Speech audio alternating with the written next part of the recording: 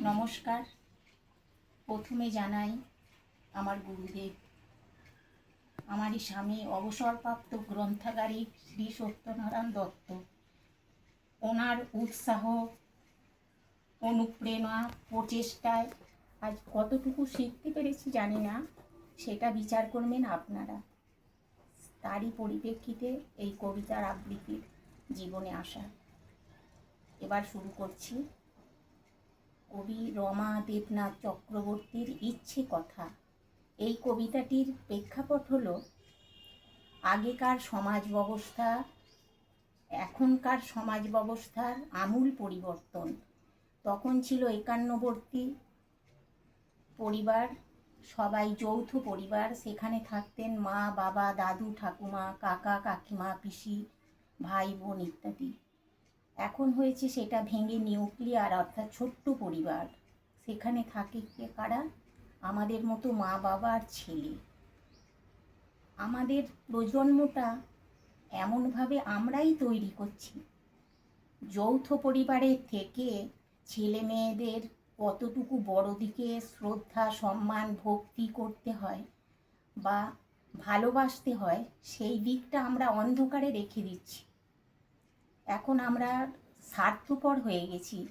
আমাদের জীবনে ভালোবাসা, শ্রদ্ধা, সম্মান, দয়া, মায়ার দিক পুরোপুরি বন্ধ করে একটা স্বার্থপর জগৎ আমরা বেছে নিয়েছি। যে স্বার্থপরতা আমাদেরকে দিনে দিনে ক্ষয় করে দিচ্ছে, একে অপরের স্নেহ থেকে বঞ্চিত করছে, ভালোবাসা থেকে বঞ্চিত করছে। সেই প্রেক্ষাপটে এই কবিতা কবি রমা চক্রবর্তী দেবনাথের ইচ্ছে কথা। সীমানা জুড়ে পাঁচিল তুলেছ, উঠোন রেখেছ আলো। সীমানা তুলে পাঁচিল তুলেছ, উঠোন করেছ আটো। বাইরে রেখেছ ইয়া বড় গেট, মনের দরজা খাটো। যতদিন ছিল হাঁড়িগুলো বড়, পিসি কাকা কাকিমাতে আনন্দে হাসিতে দিন কেটে যেত ঝোলে ঝালে আলু পাতে। পাশাপাশি বাড়ি বোঝাই যেত না কার সীমা কত দূর। এ বাড়ির গান উঠোন পেরিয়ে ও বাড়ি তুলত সুর।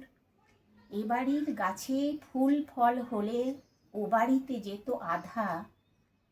হেঁসেলের ঘরে চিনি কম হলে চেয়ে আনা ছিল বাঁধা। এ বাড়ির খুঁড়ো ও বাড়ি চা খেত, ও বাড়ির খুঁড়ো ভাত। এ বাড়ির কোনো ঝামেলা মেটাতে ও বাড়ি বাড়াতো হাত। আজকে সবার বড় বড় বাড়ি, পাঁচিল দিয়ে ঘেরা কাঁচ। এ বাড়ির কারো হৃদয় ভাঙলে ও বাড়ি পাইত না আঁচ। বড় বাড়ি আর ছোট পরিবার চেয়েছিল বুঝি তারা। এ বাড়িতে কেউ মারা গেলে তাই ও বাড়ি দেয় না সাড়া।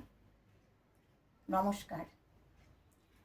এর পরের কবিতা জীবন, মৃত্যু এবং বিয়ের যে অপূর্ব মেলবন্ধন, অপূর্ব সিমিলারিটি, সেই কবিতার পরিপ্রেক্ষিতে এই কবিতাটি একটি উর্দু কবিতা।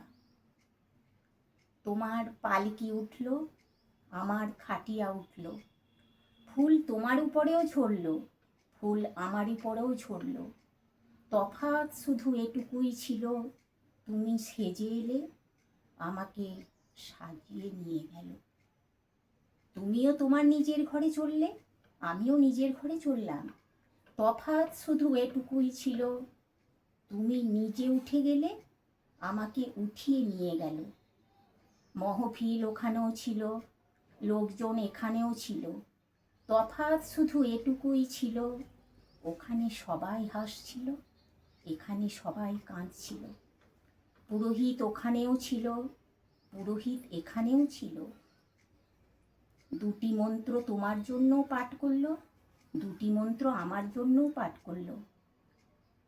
তোমার বিয়েতে আগুন সাক্ষী হলো, আমার শরীর আগুন শেষ করলো। তফাৎ শুধু এটুকুই ছিল, তোমাকে করলো বরণ, আমাকে দিল বিসর্জন। নমস্কার। এর পরের কবিতা বেলুর। কবি সুবোধ সরকারের। যে বেলুর স্থানটি এতটাই পূর্ণভূমি, যেখানে ঠাকুর শ্রীরামকৃষ্ণ, শ্রী শ্রী মা সারদা, স্বামী বিবেকানন্দের পূর্ণভূমি, যেখানে বসে স্বামী বিবেকানন্দ ধ্যান করে তার মনের একাগ্রতা, একনিষ্ঠতা, মানুষকে একটা কঠোর সিদ্ধান্ত নিতে গেলে যে মনের জোর, তিনি সবাইকে বুঝিয়েছিলেন নিজের জীবন সাধনা দিয়ে তোমাদেরও জীবনকে এইভাবে তৈরি করো, এইভাবে একাগ্রচিত্তে ধ্যানে বসে তোমাদের কর্মক্ষমতাকে প্রবল করো, একনিষ্ঠতাকে প্রবল করো। ভক্তি, শ্রদ্ধা, মায়া, মমতার মধ্যেও যে জীবনের একটা দর্শন দিক আছে, সেটা তোমরা ফুটিয়ে তোলো ধ্যানের মাধ্যমে। তিনি সেই জায়গাটা বেছে নিয়েছিলেন বেলুর। সেই পরিপ্রেক্ষিতে এই কবিতা কবি সুবোধ সরকারের বেলুর। আমি মন্দিরের একটি কোণায় দাঁড়িয়েছিলাম। দুটি ছেলে গেরুয়া বসন পরে মন্দিরের সিঁড়ি মুছছিল। এত মন দিয়ে সিঁড়ি মুছতে কাউকে দেখিনি। এত ভালোবাসা দিয়ে সিঁড়ি ধুলো তুলতে কাউকে দেখিনি। সিঁড়ি নয়, যেন জননীর ত্বক থেকে ধুলো তুলছিল। এত মনোযোগ দিয়ে সিঁড়ি থেকে ধুলো তুলতে কাউকে এভাবে কোনোদিনও কোথাও দেখিনি। স্থিতপ্রাজ্ঞ মহারাজকে জিজ্ঞাসা করলাম, ওই ছেলে দুটিকে?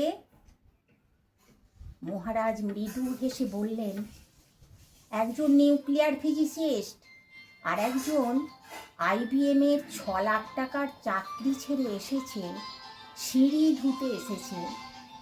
যে সিঁড়ি দিয়ে মানুষ উপরে ওঠে তা যেন পরিষ্কার হয়। মহারাজ চলে গেলেন। সন্ধ্যা নেমে আসছে গঙ্গায়, আমার ভিতরেও নামছে সন্ধ্যা। পৃথিবীতে এত সিঁড়ি, সিঁড়িতে সিঁড়িতে এত দাগ, এত ক্রোধ, এত অপমান। আরতি শুরু হবার আগে মনে হলো, যে সিঁড়ি মুছতে পারে না সে কোনোদিনও মানুষের চোখের জল মোছাতেও পারবে না। নমস্কার। এর পরের কবিতা হচ্ছে